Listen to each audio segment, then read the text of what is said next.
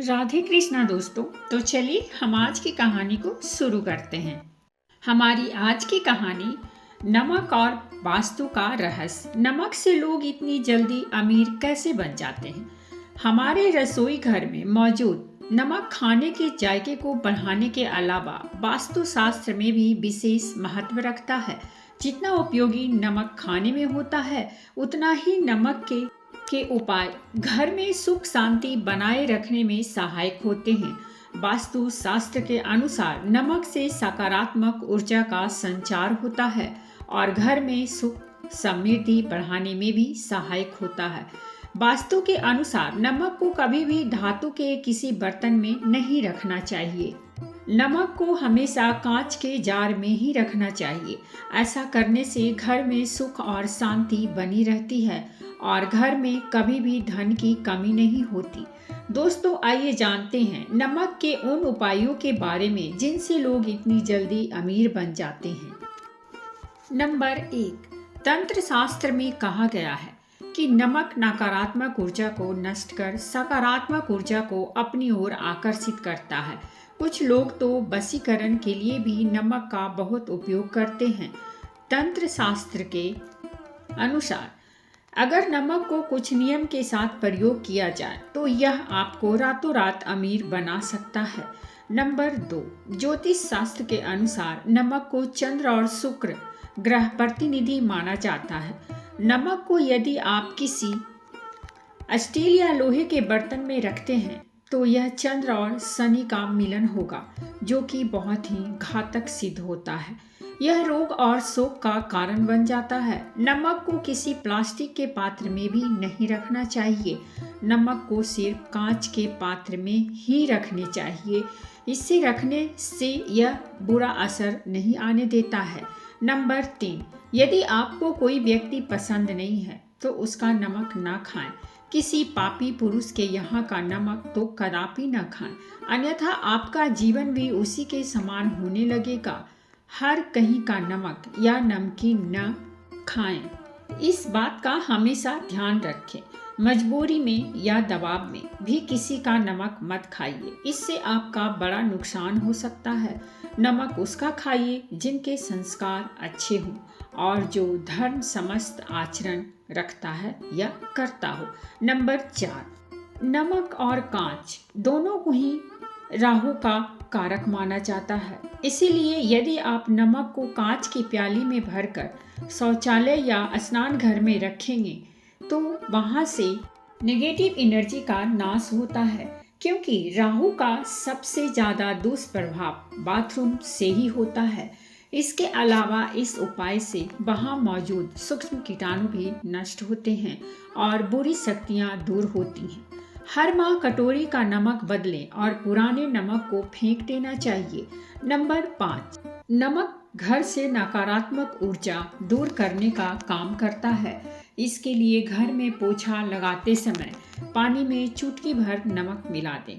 हफ्ते में 2 बार ऐसा करने से घर में सकारात्मक ऊर्जा आती है। कहा जाता है घर में नमक वाला पोछा लगाने से शीघ्र ही धन की प्राप्ति होती है। कर्ज से छुटकारा यानी कि मुक्ति के लिए आप नमक के पानी से हर रविवार को पोछा लगाएं। इससे आपकी धन संबंधी परेशानी खत्म होती है, साथ ही आपको कर्ज से मुक्ति भी मिलती है। नंबर 6, नमक का गिरना अच्छा नहीं माना जाता।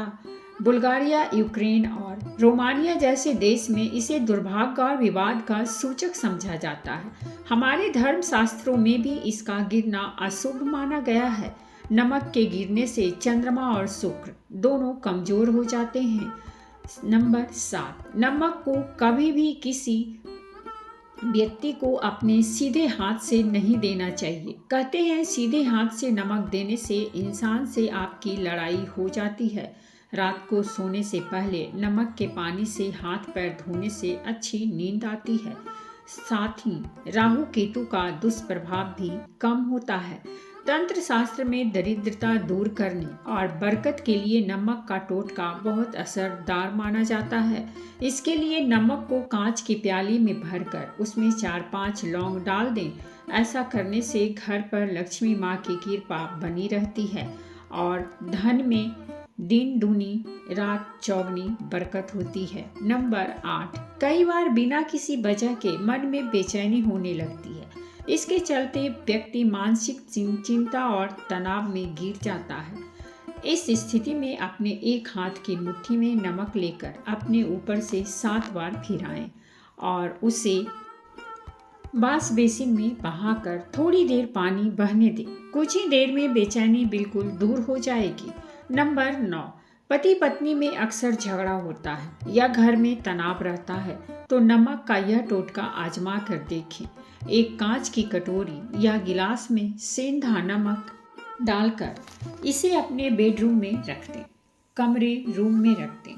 कमरे से नकारात्मक ऊर्जा खत्म होगी और घर के हालात सुधर जाएंगे। दाम्पत्य संबंधों में सुधार के लिए रात में सेंधा नमक या सफ़ेद साबुत नमक का एक छोटा टुकड़ा अपने बेडरूम के कोने में रखकर सो जाएं। इससे पति पत्नी के बीच प्यार बढ़ता है। नंबर 10, कई बार हमारे जीवन में धन की कमी होने लगती है जिसकी वजह से हमारी आर्थिक स्थिति बिगड़ जाती है। ऐसे में कांच के एक गिलास में 1 चम्मच नमक डालकर घर के दक्षिण पश्चिम स्थित कोने में रखें। इस पानी के गिलास के पीछे एक लाल रंग का बल्ब भी लगा दीजिए। ऐसा करने से आर्थिक समस्या से निजात मिलता है। कुछ ही दिनों में आपके घर के संकट दूर होने लगते हैं और पैसा आने लगता है। लेकिन यह उपाय करने के लिए आप समय समय पर इस पानी को बदलते रहें। साथ ही यह उपाय रविवार और मंगलवार को जरूर करें, तभी इसका फल मिलता है। नंबर 11, जिन लोगों को नौकरी नहीं मिल रही या बिजनेस में घाटा हो रहा है तो उनके लिए शास्त्र में यह उपाय बताया गया है। इसके लिए आपको अपने हाथ में पिसा हुआ नमक लेकर उसे सिर पर 3 बार घुमाना है। फिर अब इस नमक को दरवाजे के बाहर फेंक दें। ऐसा लगातार 3 दिनों तक करें। यदि इससे भी लाभ न मिले तो नमक को अपने सिर पर से उतार कर शौचालय में डालकर फ्लश कर दें। इससे निश्चित रूप से लाभ मिलेगा। नंबर 12, यदि हफ्ते में 1 बार बच्चों को चुटकी भर नमक डालकर पानी से नहलाएंगे तो उन्हें बुरी नज़र नहीं लगेगी।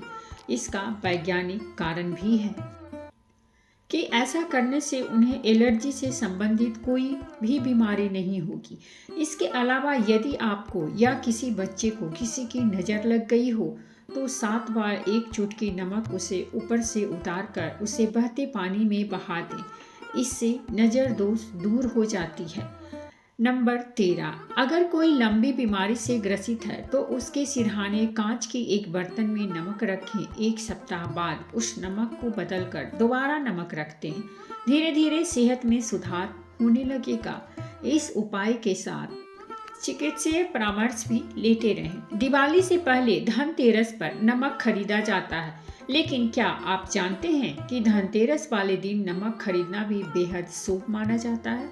ऐसा माना जाता है कि इस दिन नमक खरीदने से माँ लक्ष्मी की कृपा बनी रहती है। माँ लक्ष्मी का अवतरण समुद्र मंथन से हुआ है और नमक भी यहीं से निकलता है। धनतेरस के दिन नमक खरीदकर घर लाना चाहिए और इसे खाना बनाने में इस्तेमाल करना चाहिए। धनतेरस के दिन नमक किसी को उधार या दान में नहीं देना चाहिए। नमक को सूर्यास्त के बाद या रात के समय नहीं खरीदना चाहिए। तो दोस्तों, ये थी हमारी आज की कहानी और अगर कहानी अच्छी लगी हो तो प्लीज़ हमारे चैनल को सब्सक्राइब कीजिए, वीडियो को लाइक और शेयर जरूर कीजिए। कहानी सुनने के लिए बहुत बहुत धन्यवाद। मिलते हैं हम एक नई कहानी के साथ।